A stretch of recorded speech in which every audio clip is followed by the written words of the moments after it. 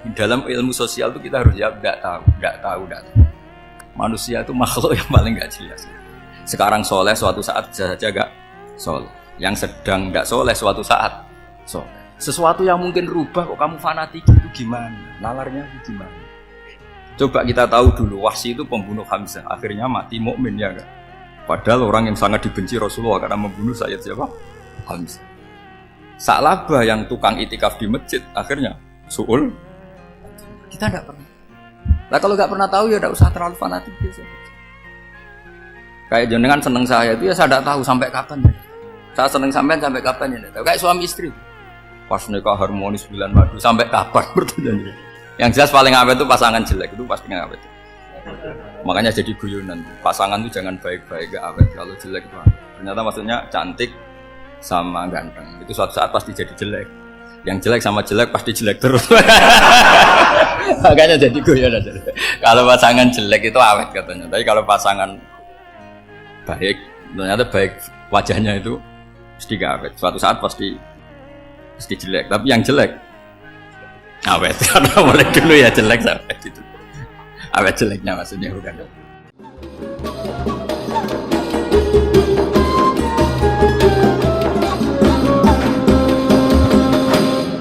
Sebab itu semua ulama berkewajiban menerangkan nasa mansukh. Sampai Sayyidina Ali suatu saat ada mubalek atau ustadz itu ngajar di masjid, ditanya, kamu tahu nasa mansukh enggak? Enggak tahu. Kata Sayyidina Ali, berhenti jadi mubalek, lisensinya dicopot. Kemudian halakta wa ahlakta, kamu rusak juga merusak. Kenapa demikian? Logikanya begini, semua nabi itu kan panutan. Saya ulang lagi ya, semua nabi itu panutan. Tapi kalau kamu tidak tahu nasaman, so jangan-jangan kamu ikut nabi sebelum kamu, yang nasahnya itu syariatnya sudah apa? Mansukhoh, sudah di nasah. Itu kayak kasus Sunda Wiwitan itu.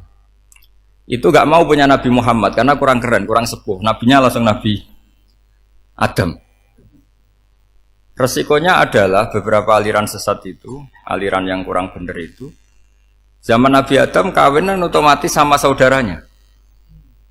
Lalu masa sekarang kita membolehkan kawin sama apa? Kalau sama Nabi Adam mau tidak mau. Karena yang cowoknya ya bin Adam, putrinya binti. Lalu Allah bikin satu sunnah yang suami istri itu harus beda, yaitu satu kandungan itu melahirkan satu pasang. Dan mulai dulu memang pasangannya orang jelek itu orang cantik. Makanya agak sial itu yang perempuan-perempuan itu. Memang mulai dulu gitu. Kalau cantik itu kesunatannya dapat jelek gitu. Nanti sama-sama masuk surga. Karena yang cowoknya ibadahnya syukur, yang ceweknya sabar ya. Itu nanti sama-sama. Nah kebetulan si Qabil itu ganteng sekali Qabil. Berpasangan dengan Labuda itu jelek gembrot, pokoknya tidak cantik. Enggak lah, kebalik. Qabil itu berpasangan sama Iklimah. Jadi Qabil ganteng, punya adik kandung namanya Iklimah itu cantik sekali. Yang Habil itu rapati apa? Berarti yang Habil apa? Ya dapati ganteng, berbarengan dengan Labuda juga dapati cantik. Nah karena tadi ya berarti Qabil bareng siapa? Iklimah, Habil, Labuda. Maka untuk kawin ini nggak boleh satu kandungan. Jadi dulu karena nggak ada perbedaan ibu bapak, mau tidak mau beda. Yang penting beda. Yaitu akhirnya apa? Qabil dapat Labuda, yang Habil dapat Iklimah karena beda kandungan. Itu sudah cukup. Nah, akhirnya kan nggak terima si Qabil. Masa orang ganteng dapat orang jelek. Jadi mulai dulu itu maunya orang ganteng ya dapat orang cantik, nggak terima. Tapi Allah ngatur seperti itu. Akhirnya terjadi percekcokan. Nah, dulu itu semuanya itu religius, sehingga ukuran percekcokannya masih religi, yaitu ya gini saja, kita ngadakan korban, yang diterima itu yang menang. Ya ternyata dalam kompetisi itu yang menang siapa? Habil. Akhirnya Habil jadi menikahi siapa? Iklim. Kalau sekarang kompetisinya kan siapa paling kaya ya menang, lebih gampang. Nah kemudian bayangkan misalnya, ya saya ini menerangkan nasa mansukh. Anda Kita semua sering ngomong, sering berkoar-koar, sering menyarankan atau mewajibkan para nabi itu panutan dalam semua perilakunya. Ternyata ada beberapa perilaku yang sudah dinasah atau dihapus ketentuannya oleh syariatnya Rasulullah Shallallahu Alaihi Wasallam. Maka mengenali nasah mansuh itu keharusan dalam ulumul Quran. Ya, makanya Allah mengatakan apa? Manansah min ayatin aw nunsiha pasti na'ti bi khairim minha aw misli. Jadi saya nerangkan nasah mansuh itu dua sesi. Satu sesi antar nabi, dua di internal syariatnya apa? Sekali saja hari ini tok, sudah setelah itu anggap pinter sudah. Kalau sudah jangan tanya lagi. Nah, ada beberapa lagi syariat yang masalah metode. Dulu Nabi Nuh itu dibolehkan oleh Allah saking mangkelnya sama orang kafir. Saya ulang lagi, orang kafir itu kan biadab sekali, nempat buminya Allah, makan rezekinya Allah, kemudian mengkafirkan Allah. Pikirannya Nabi Nuh, orang biadab gini nggak layak hidup, itu pikirannya Nabi Nuh. Kalau dia pakai militer, tidak punya militer, ya pakai langit akhirnya. Pakai kekuatan langit, beliau berdoa, Rabbi la tadzar alal ardi minal kafirina dayyara. Innaka intadzarhum yudillu ibadaka wa la yalidu illa fajirong kafar. Ya Allah, mereka ini orang-orang kafir. Padahal pakai bumi engkau, pakai rezeki engkau. Matikan semua saja. Jangan sisakan satu pun. Karena kalau masih sisa, nanti anak turunnya ya gitu. Gennya gendo ya pasti melahirkan gendo. Gen, wa la yalidu illa fajirong kafar. Kalau kamu sisakan pasti melahirkan generasi gendo lagi kafir lagi. Dituruti sama Allah. Kecuali orang 80 yang ikut Nabi Nuh. Nah, orang 80 yang ikut Nabi Nuh ini selamat karena iman. Maka generasi yang sekarang ini termasuk saya semua ini semuanya turunan orang iman. Maka kita ini punya dua status. Satu, Allah kadang manggil kita ya Bani Adam karena faktanya kita turunan Nabi apa? Adam. Panggilan kedua adalah dzurriyyataman hamalna Ma'nu, orang-orang sekarang itu pasti turunan orang yang ikut perahunya Nabi Nuh. Jadi nasab kita ini sudah steril, sudah tidak ada nasab lewat kafir karena yang kafir sudah habis. Semua orang sekarang itu turunan Nabi Nuh, yaitu disebut apa? Dzurriyyataman hamal nama. Yaitu sekitar orang 80. Nah, oleh Allah Subhanahu wa taala syariat seperti ini pernah dituruti, yaitu akhirnya mereka mati semua kecuali orang 80 yang mukmin. Tapi uniknya Allah apa? Era Rasulullah Shallallahu Alaihi Wasallam, Nabi kita Nabi Muhammad itu diutus rahmatan lil alamin.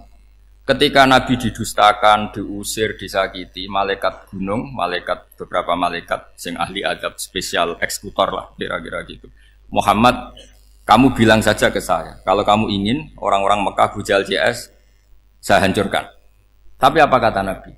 Saya berharap kalau mereka belum iman, anak cucunya iman. Karena bagaimanapun sperma ya atau calon bayi atau calon keturunan itu kan ada fi aslabir rijal atau fi zuhurir rijal. Jadi kalau dalam ilmu agama itu gen manusia itu disimpan di apa zuhurir rijal apa di punggung lelaki. Nanti dipindah ke arhamin nisa. Logikanya gini. Ini dengerin ya. Logikanya gini, misalnya Abu Jahal. Abu Jahal itu di situ ada orang namanya Ikrimah. Itu anaknya Abu Jahal. Itu orang mukmin. Akhirnya ya jadi orang alim. Abu Lahab itu di rahimnya di apa punggungnya ada perempuan namanya Darrah. Akhirnya juga orang apa? Mukminah. Saya berikan contoh. Khalid bin Walid itu anaknya Walid. Walid itu musuh besarnya Rasulullah. Tapi di punggungnya ada orang bernama Khalid. Ini dengerin. Nah di punggung ini kira-kira Allah sudah tahu apa belum? Jawabannya sudah. Artinya kalau ini mati atau kamu bunuh, kamu sebenarnya nggak bunuh orang kafir saja, bunuh calon orang mukmin yang sekarang masih bersemayam di punggungnya orang-orang kafir. Jadi bisa saja orang yang sedang kafir itu ada sekian calon generasi yang suatu saat mukmin. Itu syariat yang diajarkan ke Rasulullah Shallallahu Alaihi Wasallam. Karena kasefnya Nabi, kasef itu satu kondisi di mana seorang Nabi itu dipertontonkan sesuatu yang nggak kelihatan. Itu dalam bahasa Arab kasef atau mukasyafa. Nabi dipertontonkan ternyata banyak orang kafir yang di punggungnya itu ada calon generasi mukmin atau muslim. Akhirnya Nabi nggak berani. Jangan bunuh. Mungkin bapaknya ada iman tapi anaknya iman. Betul, Abu Jahal punya anak Ikrimah, Abu Lahab punya anak Darrah, Walid punya anak siapa? Walid. Itu mirip seperti kita. Bapak era sholat, anak ETPQ sholat, akhirnya bapaknya katut sholat. Banyak nggak di Indonesia? Bapaknya tidak bisa baca Quran, anaknya hafid. Nah, itu kalau bapaknya kamu habis, tidak ada yang meselin. Makanya biarkan hidup saja. Nah, artinya gini, andai kan tidak ada ulama yang menerangkan nasa mansuh, dikira syariat Nabi Nuh itu abadan mu'abbadat, selamanya lama. Jika main teror sama orang kafir sah berdasar Nabi Nuh. Padahal kita sudah ganti Nabi. Yaitu syariatnya Rasulullah SAW masyhur itu ketika Nabi ngendikan, saya tidak minta mereka dihukum, tapi ya Allah saya minta Allah mahdi qaumi fa innahum layak lamun. Mereka kafir itu karena tidak. Sehingga ada periode. Loh kalau perang itu beda, perang itu konteksnya duel, itu tidak harus sama Abu Jahal, Abu Lahab. Ada penjahat mau bunuh kamu wajib perang enggak? Wajib. Penjahatnya meskipun muslim apa harus kafir? Meskipun muslim. Maka kata ulama fikih sebetulnya perang duel itu bukan syariat muslim sama kafir tok. Masih muslim sama muslim, misalnya ada orang mau merkosa istri kamu, terus dia pamit gini, saya muslim loh, beri hak loh. Enggak bisa. Saya penjahat loh, muslim. Jadi kamu enggak boleh merangin saya, ngelawan saya. Saya kan muslim. Enggak bisa, tetap harus dilawan. Makanya kata ulama-ulama fikih, pertarungan sama musuh itu tidak harus sama orang kafir. Orang muslim pun yang mengganggu kehormatan kita, misalnya mau merkosa istri Anda, itu harus dilawan. Makanya Nabi ngendikan mangkutila duna mali fahuwa syahid, mangkutila duna harimi fahuwa syahid. Orang yang mati karena membela kehormatan keluarganya atau hartanya, maka dia mati syahid. Dan penjahat yang mati ini muhaddarun damu, diabaikan sehingga enggak kena kisos, membunuhnya enggak kena. Misalnya ada penjahat mau bunuh kamu duel, menang. Kamu enggak kena kisos karena ini muhaddarun damu, diabaikan kehormatannya. Padahal dia muslim, apa? Muslim. Ini perlu. Jadi ini mengaji ini agak jelimet tapi gampang. Kan kalau paham enggak paham selesai, jadi enggak baca selesai itu. Sehingga kalau enggak ada nasa mansuh, maka orang selalu berpikir, pokoknya sementing ikut Nabi. Nah itu bahayanya kalau Anda tidak tahu detail, jangan-jangan syariat yang kamu ikuti itu syariat yang sudah berstatus mansukhoh, telah dicabut. Dan itu banyak. Makanya kata Sayyidina Ali ketika ada orang ngajar gak tahu nasa mansuh, halakta wa ahlakta, kamu rusak dan merusak orang lain. Seperti tadi pernah ada kawin itu satu turunan, yaitu era Nabi Adam. Masa kita sekarang kawin sama satu turunan, kan gak mungkin. Ya kan, pernah ada membumi hanguskan orang kafir, yaitu syariatnya Nabi No, itu dihapus oleh syariatnya Nabi Ibrahim dulu. Yaitu Nabi Ibrahim menghentikan apa? Faman tabi'ani fa innahu minni wa man asani fa innaka ghafurur rahim. Ya, kalau orang ikut saya ya Allah ya pasti golongan saya. Kalau yang masih maksiat, masih balelo, saya berharap engkau ampuni. Akhirnya banyak orang kafir tobat. Coba era Rasulullah itu semua orang kafir Mekah itu kafir. Nabi belum wafat. Itu sudah ada 114.000 mukmin semua. Jadi Nabi menangi mayoritas orang menjadi mukmin dari mayoritas kafir, yaitu disebut wara'aitan nasa yadkhuluna fi dinillahi afwaj. Andai kan Nabi Muhammad pakai syariatnya Nabi Nuh, bisa enggak mengislamkan orang sebanyak itu? Enggak bisa kan? Maka ini penting mengenali nasa mansuh. Jadi periode cara wong Jawa maksud no tuntas, robila tadar itu, pasot tuntas itu menghabisi itu habis di periode Nabi siapa? No, syariat itu sudah enggak dipakai lagi. Yang dipakai apa? Faman tabi'ani fa innahu minni wa man asani fa innaka ghafurur rahim. Lah Nabi Muhammad ini nabi yang kena khitab anit tabi' millata Ibrahim hanifah. Jadi masternya Nabi Muhammad itu mentornya Nabi Ibrahim. Sehingga syariatnya ya faman tabi'ani fa innahu minni wa man asani fa innaka ghafurur rahim. Tidak syariat rabbila tadzar alal ardi minal kafirina daya. Jelas ya. Jadi mengenali nasa mansuh itu penting sekali karena kalau ndak Anda halakta wa ahlakta, kamu merusak diri kamu sendiri juga merusak orang lain karena menfatwakan hukum yang sebetulnya sudah berstatus mansukh. Hanya berdasar itu kan syariatnya nabi-nabi dulu. Syariat yang apa? Syariat yang enggak pernah terhapus hanya satu, usuluddin, yaitu tauhid. Itu sama. Tapi kalau syariat itu beda-beda atau furu'iyah itu beda-beda. Itu tadi saya beri contoh era Nabi dulu kalau ada pakaian najis dipotong, dibuang. Era Nabi Muhammad dicuci. Orang kafir dihabisi oleh langit. Era Nabi Muhammad nggak boleh, bahkan didoakan Allahumma hdi qaumi fa innahum la ya'lamun. Di Qur'annya apa? Wa in ahadum minal musyrikin astajaraka fa'jirhu hatta yasma'a kalam Allah summa ablihu ma'mana. Jadi kalau ada orang kafir enggak boleh main dihabisin, mereka beri peluang untuk mengkaji kitab Allah. Hatta yasma'a kalam Allah. Kalau mereka sudah berpeluang ngaji, harus summa ablihu ma'mana, harus dijamin keamanan. Ya, karena apa? Dzalika bi annahum qaumul la ya'lamun. Bagaimanapun mereka memang karena tidak tahu. Nah, kenapa tidak tahu? Enggak. Karena tadi mereka tertutup oleh kultur yang beratus-ratus tahun. Mbah-mbahnya mereka menyembah batu, menyembah berhala. Ya tahunya itu ya Tuhan. Bagaimana Anda bisa menjelaskan sesuatu yang sudah beratus-ratus tahun kan tidak gampang. Maka ada periode dimaklumi. Apa? Kalau era sampean kan, mosok waktu disembah saking gobloknya orang. Kamu lahir kan sudah nyembah Allah, tidak nyembah batu. Bayangkan kalau kamu jadi mereka. Wong perut kamu saja disuruh makan pizza sakit kok, karena saking lamanya makan sambal kan gitu. Kamu bilang perempuan Indonesia saja cantik kok, saking lamanya jadi orang Indonesia. Padahal orang Indonesia tanyakan orang Eropa, cantiknya di mana? Kamu lahir di Afrika, bilang orang Afrika itu cantik, tanyakan orang Eropa, cantiknya di mana? Hitam gitu kok. Jadi orang itu pasti terkooptasi oleh sekelilingnya. Orang Afrika akan bilang wanita Afrika itu cantik. Coba tanyakan orang Eropa, cantik apa enggak? Blas. Orang Eropa yang kulitnya gitu kata orang Eropa indah, kata sampean koyok anaknya kebo katanya kuda jadi. Jadi orang itu akan terkooptasi oleh sekelilingnya. Bayangkan kalau semua orang nyembah berhala terus kamu ndak, alasan kamu apa? Kan menentang mayoritas. Dan itu berat. Maka dimaklumi oleh Allah, dzalika bi annahum qaumul la ya'lamun fi manah panyeruarah. Nah, pemakluman ini yang mulai sekarang terkikis. Orang main pukul saja enggak mau ngaji. Enggak mau ngaji Quran secara kafah. Jadi fatwanya Islam kafah tapi ngajinya Quran enggak kafah. Ngambil 1-2 potongan ayat dipakai dalil. Jadi Islamnya inginnya kafah tapi ngajinya Quran enggak. Kalau kafah ya hafal 30 juz itu. Kalau mau kafah ya hafal berapa? 30. Makanya saya sering bilang, saya sering dinasihati orang karena belum tahu saya ini hafal Quran. Bapak harusnya Islam itu kafah. Kata saya ya dimulai dari konsep Islam itu kafah dulu, apa ya hafal Quran secara kafah.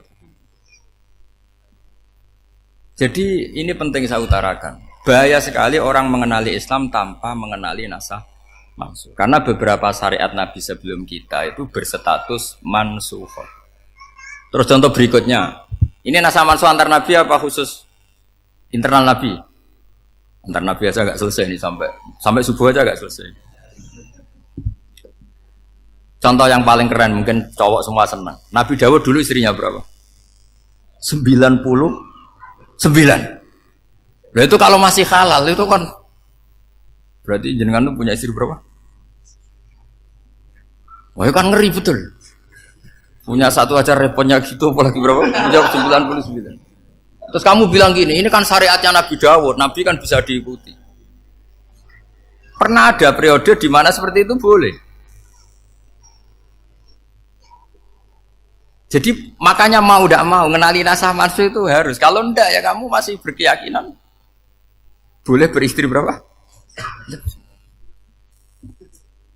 Nah ini penting saya utarakan. Makanya Sayyidina Ali itu kalau ngetes calon mubalek, kira-kira kalau Kemenak dulu inginnya apa? Sertifikasi apa? Mubalek. Itu tanyanya gitu. Ta'rifun an-nassa wal mansuh, kamu apa tahu nasah mansuh? La. Jawabnya Sayyidina Ali, halak tahu ahlak tahu, kamu orang yang rusak. Karena tadi takutnya ada syariat yang sudah mansukhah dipakai. Itu tadi misalnya kita ini tidak umatnya Nabi Nuh, tapi pakai syariat Robbila tadar alal ardi minal kafirina. Terus ketiga begini, misteri manusia itu. Dan ini kita tidak pernah tahu sampai kiamat, tapi ini ilmu harus kita diskusikan.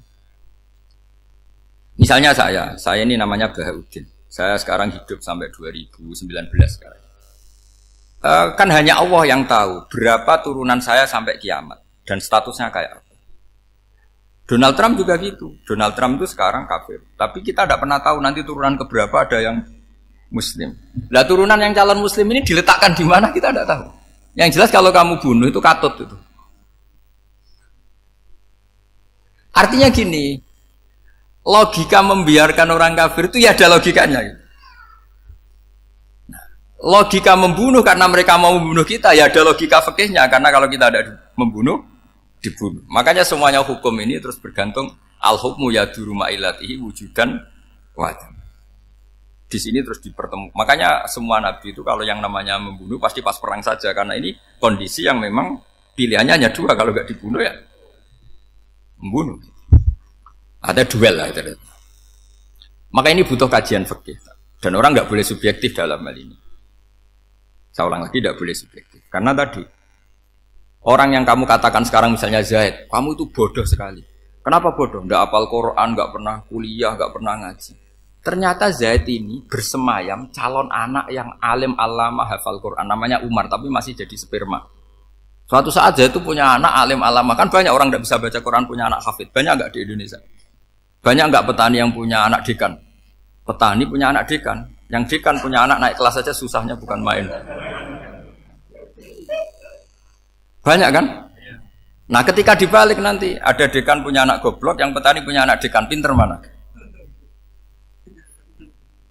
Kita tidak pernah tahu. Makanya ini kan ya sudah, kalau nggak pernah tahu ya bilang saja wallahu alam, kan selesai. Daripada keminter keliru kan ada wallahu alam. Makanya cerita favorit guru saya, Kiai Haji Maimun Zubair itu punya apa namanya Kiai Zubair. Itu cerita favoritnya itu ada santri namanya Soleh. Soleh itu alim alam. Orang Madura itu cara berpikir kan kalau kiai saja alim seperti itu, apalagi bapaknya. Pas bapaknya main ke pondok, santrinya ada ribuan. Bapaknya main ke pondok itu, sholat itu ya gak bener, gak sesuai sunnah Rasul lah kira-kira gitu. Sudah sholat itu gak bener, apa-apa gak bener. Masih ditakwil sama santri Madura, karena orang Madura itu kultus. Mungkin khilaf itu satu khusus, pokoknya perlakuan khusus. Suatu saat saking bodohnya orang itu, kenceng tuh pinggir musola. Wah ini nggak bisa ditakwil lagi, akhirnya nggak bisa ditakwil tuh nggak. Wah ini sudah nggak bener ini, nggak bener. Singkat cerita santri tadi nggak kuat matur ke kiainya, Pak Yai, jenengan sealim itu kok bapaknya segoblok itu. Kenapa? Ya, dia kenceng pinggir musola. Oh bapak saya tuh pinter sekali. Kok bisa? Karena beliau yang memutuskan saya mondok sampai saya jadi alim alama seperti ini. Yang bodoh itu mbah saya. Yang bodoh itu mbah saya kan.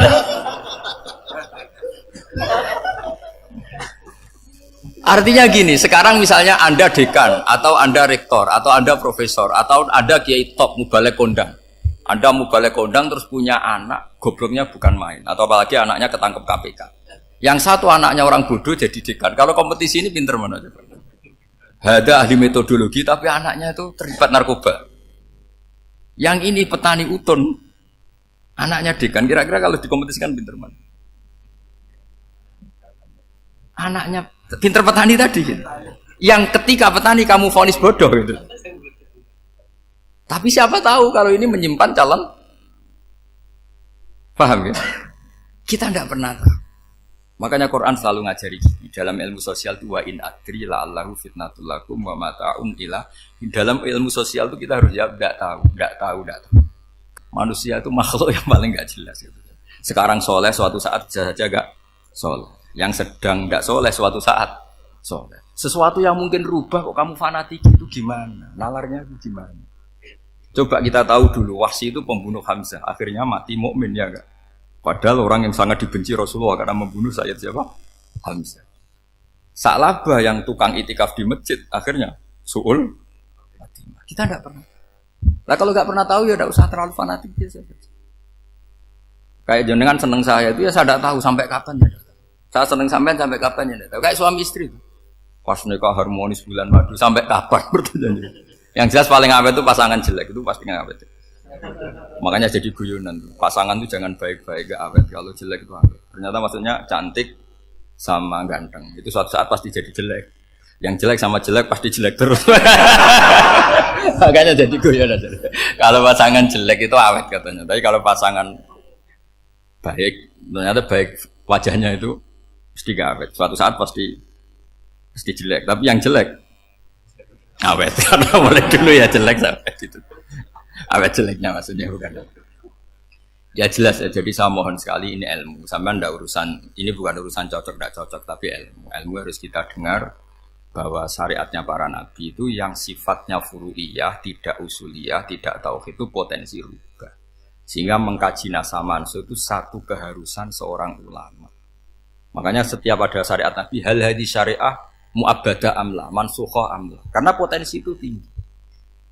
Kita tahu dulu semua nabi sholat menghadap apa? Baitul Maqdis. Era Rasulullah dipindah ke Ka'bah.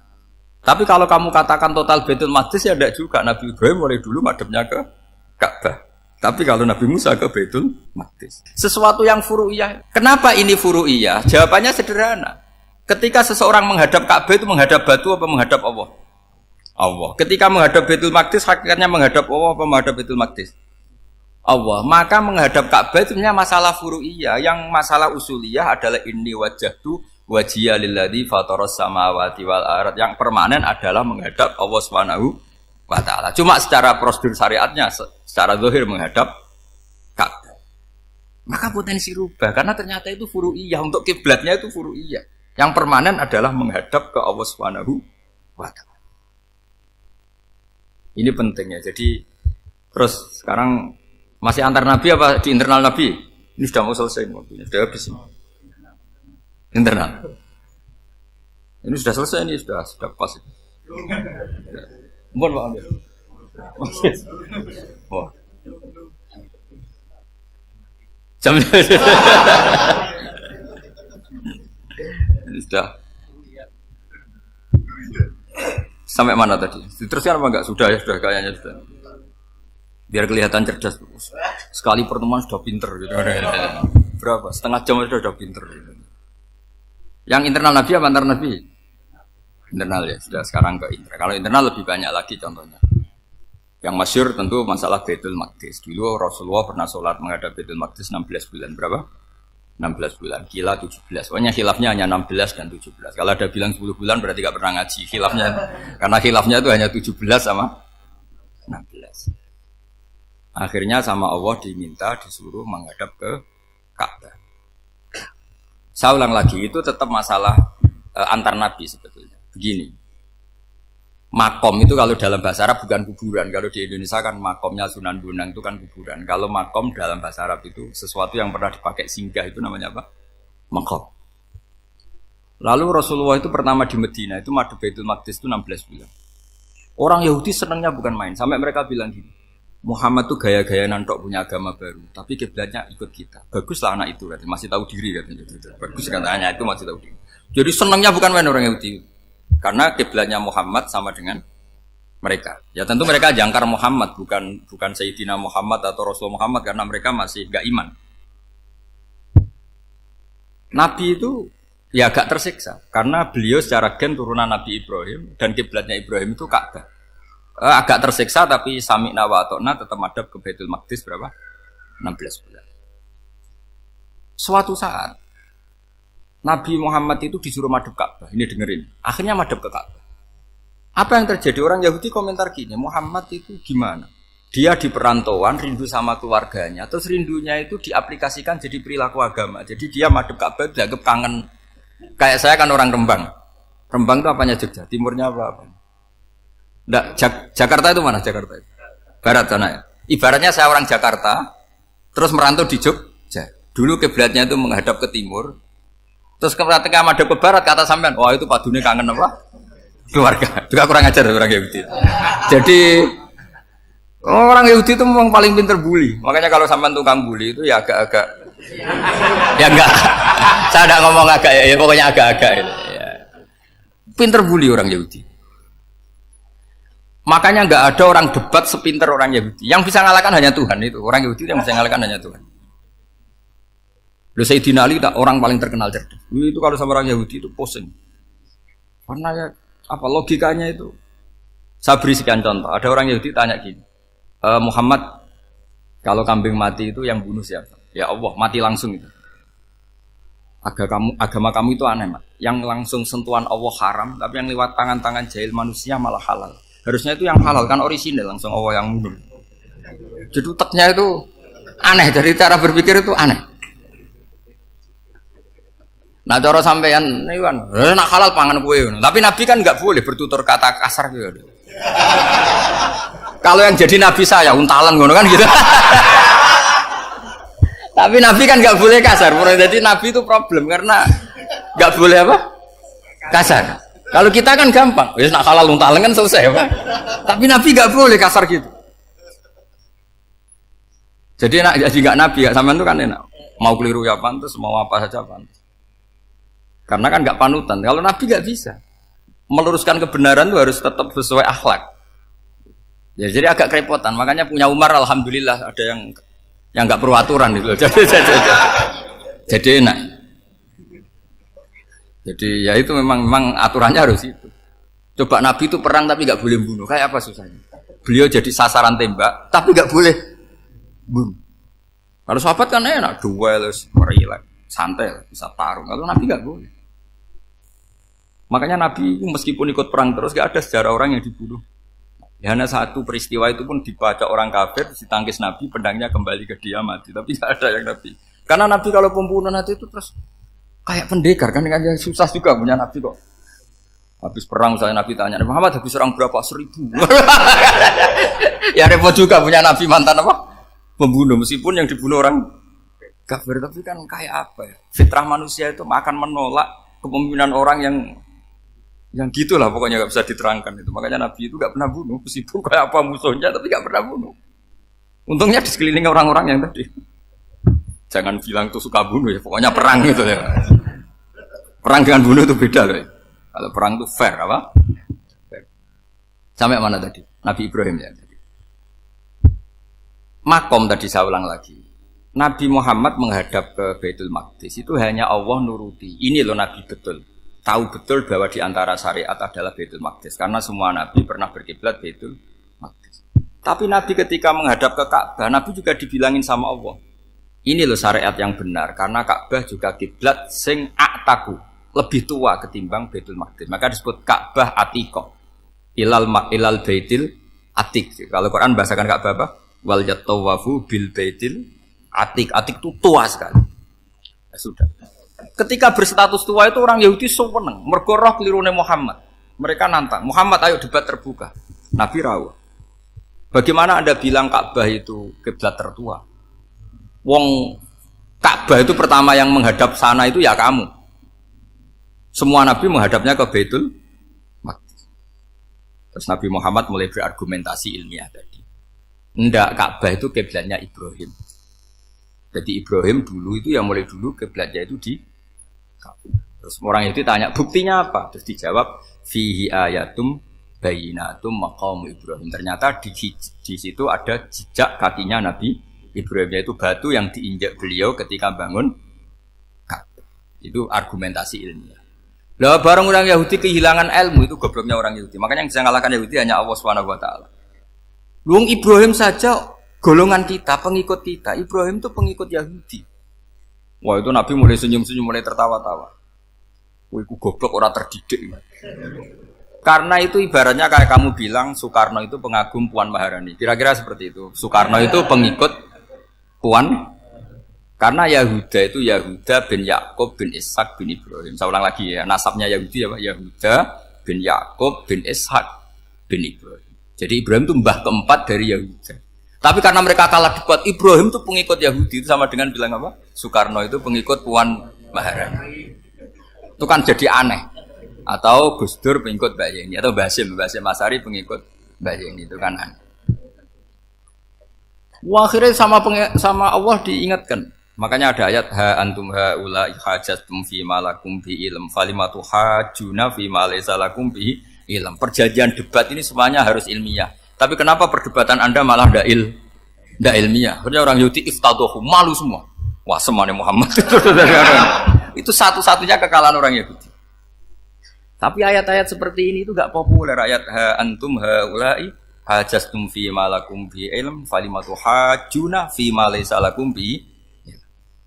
Jadi Islam betapa hebatnya Islam. Kalau debat harus ilmiah. Dan Kanjeng Nabi menantang, ini perjanjian kita debat ini ilmiah. Kenapa sekarang jadi tidak ilmiah? Yaitu kamu mengatakan Ibrahim itu pengikut Yahudi, padahal Ibrahim dengan Yahudi itu dulu Ibrahim. Ya semat kalah, Mas. Tapi tetap ra Islam, tapi nah, makanya terus Ka'bah dibuktikan ketuaannya lewat apa? Fihi ayatum bayyinatum maqamu Ibrahim. Itu bukan makam kuburan. Karena makamnya Nabi Ibrahim tetap Hebron, temudi Palestina. Kira-kira itu Palestina. Jare Israel yo ning Israel, mbol ampun nang ndi. Jare ning Israel yo ning Israel, jare Palestina ning saben ziarah ke sana di Hebron. Di makamnya Nabi siapa? Ibrahim. Jadi jelas ya. Jadi nasa mansuh itu ketentuan yang dikehendaki Allah Subhanahu wa taala untuk menguji loyalitas manusia, menanggalkan semua akalnya. Makanya saya mohon sekali siapapun yang ngaji saya dimanapun, sekali-kali manusia itu harus menanggalkan akalnya. Sekali Anda pakai akal, maka Anda akan ingkar dengan nasa mansuh. Nasa mansuh itu hukum yang direvisi, yang dibatalkan. Makanya orang Yahudi lagi-lagi pinternya orang Yahudi. Merovokasi orang-orang yang Islamnya belum kuat, diprovokasi gini. Ungzuru ila Muhammadin tahayyara fi din yukhillu yawman wa yuharrimu ukhra. Lihat itu Muhammad, dia kebingungan cara beragama. Kadang bilang A, besok bilang B. Jadi nasa mansub dianggap satu bentuk kebingungan. Gak kurang ajar tuh. Wah, akhirnya sebagian orang yang murtad. Makanya nasa mansub itu satu peristiwa yang menjadikan banyak orang murtad. Karena diprovokasi orang Yahudi bahwa itu bentuk kebingungan Muhammad. Akhirnya terus saya qulu sufa minan nasi ma wallahum an qiblatimul lati kanu alaiha. Kelirunya orang Yahudi adalah ternyata nasa mansuh yang dipilih Rasulullah itu semuanya ada di Taurat dan Injil.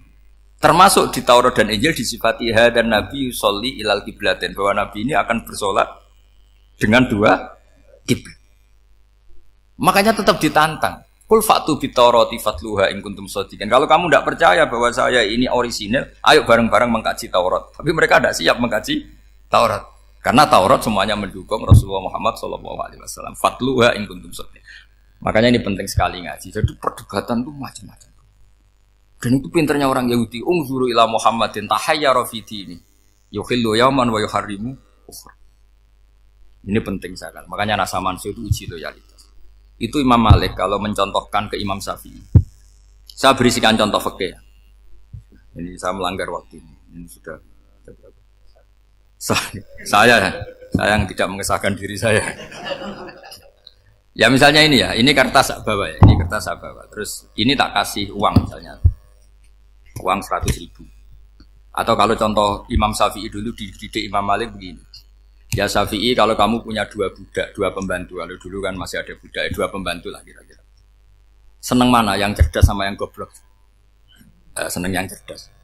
Kalau yang nurut sama yang bantahan, seneng yang nurut. Lah yang nurut itu yang goblok. Makanya tinggal dibalik saja. Kamu tak beda ya. Seneng mana punya istri yang cerdas apa yang goblok? Coba jawab. Atau ibu-ibu mbak-mbak ini, seneng mana punya suami yang cerdas atau yang goblok? Kalau cerdas gak bisa diakali, tapi goblok nurut tapi ya kadang sini kan dengan sini. Nah, itu kan antar manusia. Masalahnya kita menghadapi Allah Subhanahu wa taala yang semua kita pasti bodoh. Kita menghadapi Allah Subhanahu wa taala yang semuanya kita pasti bodoh. Allah jelas ngendikan wa kanal insanu dzaluman jahula. Manusia itu banyak dolimnya. Dolim itu sifat mubalaghah. Kalau orang dolim sekali dolim, kalau sering zalum, kalau jahil biasa jahil, kalau banget jahili jahul. Bahasa Arab kan gitu memang. Ghafir, pengampun biasa. Kalau ghafur selalu mengampuni. Syakir, makanya sifatnya Allah Ta'ala ikut wazan fa'ul semua. Ghafur, syakur. Atau diikutkan wazan fa'al. Kalau goblok biasa jahil, goblok banget jahal kan itu. Kafir biasa kafir, kalau kafir banget kafar. Ya, jadi wazan balaghah itu bisa fa'al, bisa fa'ul ya. Kafirin kafar atau kafur, paham ya? Malah ngaji nahwu. Ya tapi ini memang perangkatnya ya. Ini kan perang mau tidak mau. Makanya misalnya Allah tidak suka kulla kafarin banget kafir ya, Pak? Paham ya? Kulla khawanin banget khianate. Kalau khain khianat biasa, kalau khawan sering khianat. Lah manusia itu kata Allah apa? Zaluman, wis banget dolime, banget bodoh. Itu kalau yang ngarang hikam mencontohkan tuh gini, manusia itu pas bener saja salah, apalagi pas salah. Jadi manusia itu kata Imam yang ngarang hikam itu, man itu kanat mahasinhu masawiyah, fakih fala takunu masawihi masawiyah. Ketika baik saja buruk, apalagi ketika buruk. Coba kalau ada orang dermawan sama teman-temannya. Tanyakan istrinya. Duit dihambur-hambur. Disikno kanca ngalono bojo. Mesti gitu. Teman yang sering silaturahim ke teman-temannya. Kata temannya baik, senang silaturahim. Tanyakan istrinya. Oh, meninggali wong. Jadi manusia pas baik saja ada buruknya. Apalagi pas buruk. Makanya dulu bapak saya ngajarin saya istiqomah ya apik ya. Tapi kadang-kadang nak keterusan itu ora istiqomah ngangkangi. Orang dia tidak punya kesempatan. Misalnya ada imam masjid ngimami terus sampai tua sampai mau mati. Itu istiqomah apa tidak memberi peluang yang lain? Tidak jawab aja. Jadi itu manusia. Jadi pas baik saja buruk. Apalagi pas buruk. Kayak saya gini di sini ngajar baik, tapi saya ada sopannya harus di atas. Padahal banyak orang sepuh, ada Pak On, ada beberapa yang kan terpaksa nggak sopan. Tapi sampean yang nyuruh, berarti sampean yang dosa. Kemarin saya minta di bawah supaya ganjaran saya utuh, ini gara-gara begini ganjaran saya ini agak terkredit terdebat itu karena itu. Saya teruskan. Jadi manusia itu punya sisi itu karena manusia itu dzalum dan jahul. Wa kanal insanu dzaluman. Problemnya ini ngadepi Allah yang selalu pinter, yang kita selalu bohong. Misalnya gini, kamu ditanya Allah. Ini contohnya Imam Malik. Ikla hadi sokhroh fa inna tahtaha dhahaban. Coba bongkahan batu itu kamu angkat, di bawahnya ada emas. Lalu budak yang pinter berlogika, oh disuruh buka itu karena ada emas toh. Berlogika. Kalau budak yang goblok enggak, ya disuruh ya diangkat saja. Ada emas apa enggak karena perintah ya diangkat. Yang satu nurut karena perintah, yang satu nurut karena ada emas, ada sesuatu. Logikanya suatu saat Tuhan tuh hanya bilang gini tok, ikla hadis sokhroh, batu itu angkat. Yang nurut yang goblok permanen tadi kan langsung ngangkat. Yang pinter, ini ada apa lagi Gusti kok harus diangkat? Ya gak ada apa-apa, nyuruh saja kata Allah gitu. Wah tidak bisa, sesuatu harus ada alasannya. Itu kira-kira mangkel loh agak. Oh mangkel. Nah, logikanya manusia seperti itu. Makanya dua murid pinter, di rakyat pinter, presiden ya susah mesti demo. Goblok ya susah sini wong. Ini kan nggak ada pilihan. Memang manusia itu nggak ada pilihan. Nah sekarang masalahnya gini di fikih ini saya kembali lagi ke fikih. Pertanyaannya secara fikih begini. Misalnya iddah. Iddah itu seorang perempuan ditinggal mati suaminya atau ditinggal atau cerai. Itu kan ada namanya apa? Iddah. Iddah itu memastikan apa tujuannya? Memastikan rahim itu steril dari mani atau sperma zaut awal. Supaya nanti kalau dinikah orang lain tidak terjadi ikhtilatul nasab. Oke, berarti iddah kita beri argumentasi secara ilmiah li baro'ati rohmi. Jadi misalnya Zaid menceraikan istrinya Sri dalam keadaan masih bisa haid. Iddahnya 3 kali masa suci. Wal mutallaqatu yatarabbasna bi anfusina salasata quru. Lalu karena secara teori medis kalau haid berarti bukti tidak hamil. Apalagi kalau haidnya terulang-ulang sampai 3 kali pasti tidak hamil. Jika kalau nanti dinikahi orang lain pasti kalau ada anak ya anaknya zaud sani atau zaud kedua. Berarti alasan iddah li baro'atir rohmi. Oke, kita sok pinter, sok bijak. Pertanyaannya adalah sekarang sudah baru 1 bulan suaminya di Malaysia nggak pernah ngumpuli. Dicek di medis juga berbukti tidak hamil. Apakah boleh tanpa iddah? Semua ulama mengatakan tidak boleh.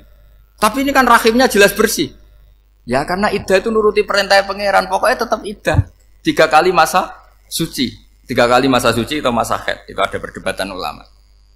Tapi kan ini terbukti bersih Gus. Meskipun terbukti bersih kata Allah harus iddah 3 bulan atau berapa? Kira-kira 3 bulan 4 bulan ya tetap harus iddah. Kemilih mana sok pinter Gusti berhubung ini. Pangeran mbok terangno gitu. Berhubung. Jadi Tuhan apa mbok wari berhubung Gusti ini jelas steril dari sperma zaut awal, enggak usah iddah Gusti. Sama aja kamu disuruh majikan kamu ikla hadis sakhra berhubung enggak ada apa-apa, enggak usah ya. Kira-kira mangkel ndak budak yang seperti itu. Mangkel. Maka dibutuhkan kebodohan dalam beragama. Betul itu memang. Makanya Nabi itu unik pernah bilang itu gini. Aksaru ahlil jannah al-buhu. Aki-aki penduduk swarga itu al-buhu wong goblok-goblok. Maksudnya goblok yang jenis ini bukan goblok betulan maksudnya. Maksudnya goblok jenis ini itu ya tetap pinter tapi pinternya dibuang pura-pura goblok demi sami'na. Jadi saya misalnya kok pinter. Pinter dan goblok tadi sekaligus. Pinter dan goblok. Ya bah, ikla hadis sokhra fa inna tahta hadapan. Tak angkat karena saya tahu di bawah ada emas. Tapi di hati saya sajane ya mergo perintah. Suatu saat kalau disuruh Allah ikla hadis sokhra, perintah ya tak angkat. Ya sudah. Jadi ya pinter ya goblok. Saya tahu namanya perintahnya Allah pasti ada hikmahnya. Hikmahnya itu adalah libaro atir rohmi. Tapi hikmahnya jadi kawula adalah nurut perintah Allah, cek tahu alasannya maupun tidak. Lah di sini ada illatul hukmi untuk membangun kecerdasan, tapi ada loyalitas untuk membangun ubudi. Ya, bahwa kita ini kawula roh tetap loyal. Makanya tadi pagi saya cerita Sayyidina Umar. Sayyidina Umar kayak apa cerdasnya? Tapi tetap ubudiyah. Yaitu Rasulullah SAW sering dibully orang kafir. Muhammad tuh gaya-gaya nantok. Wong ra oleh nyembah berhala, ra oleh nyembah watu. Jebule ini nyembah Hajar Aswad. Karena dilihat dari jauh kan tetap nyium Hajar Aswad. Coba kalau kamu lihat dari jauh, kamu sujud dari jauh kan kayak sujud sama batu. Makanya Sayyidina Umar karena orang kafir masih cara berpikir gitu, tiap nyium Hajar Aswad itu komentar gedumel. Alim tu annaka hajarun la tadurru wa la tanfa. Walau la anni ra'aitu Rasulullah qabbalaka ma qabbal. Bukan. Aku roh nak kowe watu ya ora mandoroti ra manfaati. Kalau saja saya tidak melihat Nabi nyium kamu, saya tidak sudi nyium kamu. Jadi tidak berdoa doa mustajab itu tidak gerutu. Karena apa? Umar tahu ini masalah secara tauhid. Kalau saya doa depan Hajar Aswad nanti dikira syirik karena berdoa di depan batu. Tapi kalau saya tidak nyium nyulayani sunnah Rasul yaitu nyium Hajar wis tengah-tengah nyium sambil gerutu itu sudah kompromi. Ya nyium tapi gerutu kayak apa? Makanya ya cerdas tapi ya goblok tadi ya cerdas itu uniknya Rasulullah. Jadi muji orang pintar ya sudah langit. Tapi Nabi pernah dalam satu hadis mengatakan aksaru ahlil jannah al-bulbu. Aki-aki penduduk swarga itu orang bodoh. Artinya orang bodoh itu bukan bodoh betulan kan? Dia meninggalkan akalnya demi loyalitas ubudi. Nah, untuk menutup sesi ini terakhir betul tak tutup setelah ini selesai. Untuk menutup itu bukti begini, perang Badar itu perang yang nggak mungkin dimenangkan umat Islam karena orang kafir itu 1000 dengan pasukan full dengan peralatan perang full. Rasulullah itu tahun kedua Hijriah itu pasukannya hanya 313. Itu pun pedang itu untuk orang 5 itu hanya ada pedang 1. Jadi kalau mau dibaca orang sih, kang nilai pedangnya aku. Itu kan nggak kebayang perang dalam keadaan seperti itu. Jadi mesti kalah, orang kok mungkin kalah mesti.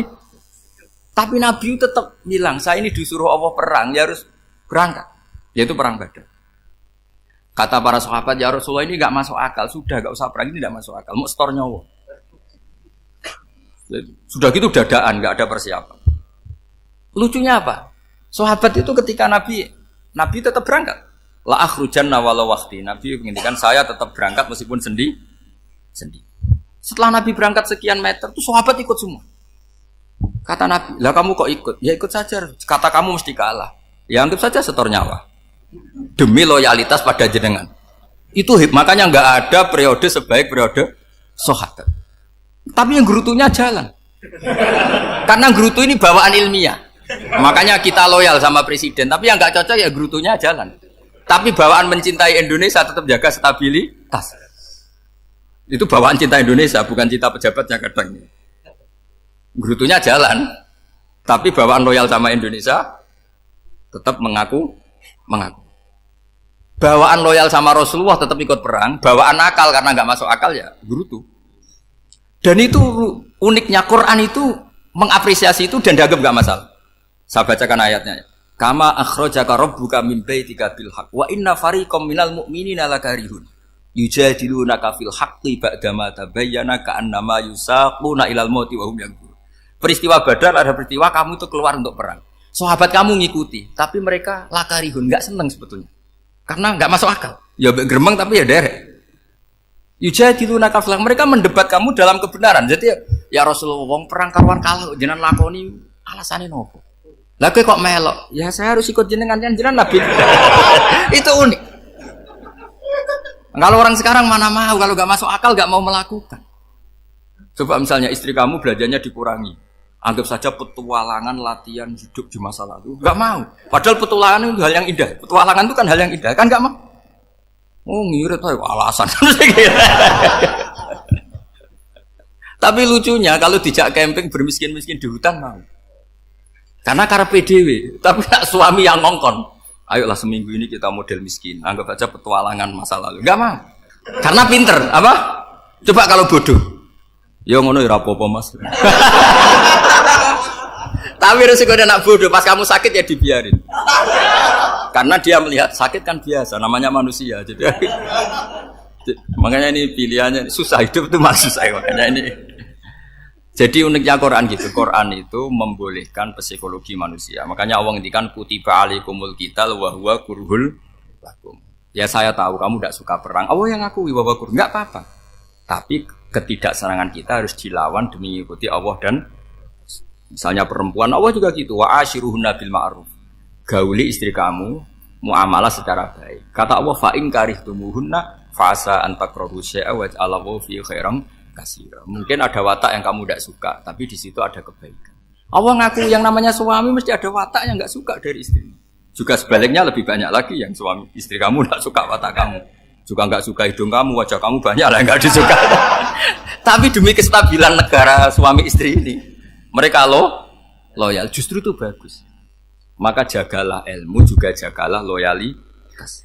Itu yang perlu saya utarakan. Jadi makanya agama ini dibangun dua. Satu kecerdasan hikmah, yaitu ya al-hukmu ya duru ma'ilati wujudan wa adaman. Tapi juga ada ubudiyah, bahwa agama ini milik Allah. Maka sami'na wa ata'na. Karena begini logikanya, saya ulang lagi masalah batu. Iqla hadis sokhra fa inna tahta hadaba. Terus saya angkat, pembantu saya ngangkat. Dia saya gaji atas nama apa? Nurut kan? Atas nama menemukan emas apa atas nama nurut? Nurut, karena emas itu juga penemuan saya, milik saya. Ngangkat batu yang enggak ada emasnya juga atas nama nurut. Jadi rapot yang saya berikan ke pembantu saya itu tentang nurut dan tidak nurut. Saya kan tidak peduli dengan cerdas dan tidak cerdas. Itu kan tidak sesuatu yang menguntungkan saya. Nah Allah juga gitu. Kecerdasan kamu, pinter kamu itu tidak menguntungkan Allah Subhanahu wa ta'ala. Karena Allah itu tidak butuh pinter kamu, cerdas kamu.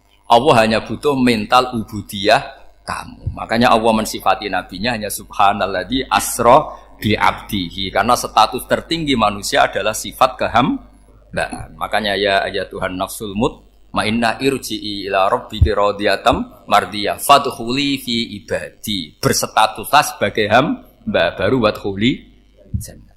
Nah kalau kamu berstatus hamba ya harus baik, enggak usah kalian bantah. Coba kalau kamu rasional, ya Allah kenapa bikin surga nanti-nanti? Engkau kan bikin sekarang, ngapain repot-repot nanti? Jadi kacau semua agama. Makanya yang perlu didahulukan adalah status ya Tuhan nafsul mutmainnah irji'i ila rabbiki radiyatan mardiyah fadkhuli fi ibadi. Masuklah berstatus sebagai hamba saya. Khasnya hamba tadi ya cerdas, karena semua yang diperintahkan Allah pasti ada hikmahnya. Tapi kecerdasan ini kadang kita tinggalkan demi loyalitas ubudiyah. Oke, saya kira demikian. Assalamualaikum warahmatullahi wabarakatuh.